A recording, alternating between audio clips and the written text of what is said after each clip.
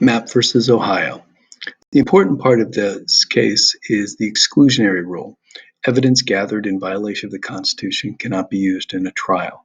You don't really need to know Mapp versus Ohio.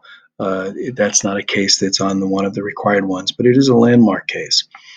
The case stems from the Fourth Amendment, freedom from unreasonable search and seizures, and the Fifth Amendment, protection against self-incrimination. Mapp versus Ohio, the Supreme Court began to use the exclusionary rule to enforce a variety of constitutional guarantees.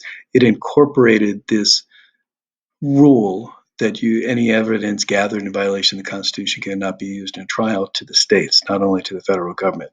Now, in this case, Dorothy Mapp basically was involved in illegal gambling in an illegal gambling operation. The police were looking for one of the mobsters involved in this, and they thought they got a tip, anonymous tip, that he was staying at her house.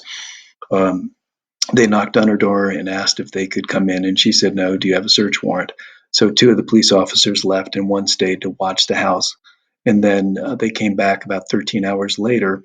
They had a piece of paper. She asked for the search warrant, and she grabbed the piece of paper and she put it in her dress. But it wasn't a search warrant. And they went around and searched the house, and they eventually did find the person that they were looking for. And they found some obscene materials, some pornography. And in the original case, the person that they were looking for was acquitted. He was not going to do a bombing or anything like that. And, she was not dealing with the gambling. So they decided to bring her to charges for having obscene material, and she was convicted. And she took her case to the Supreme Court, and because the search warrant, they couldn't provide a valid search warrant, never was ever provided.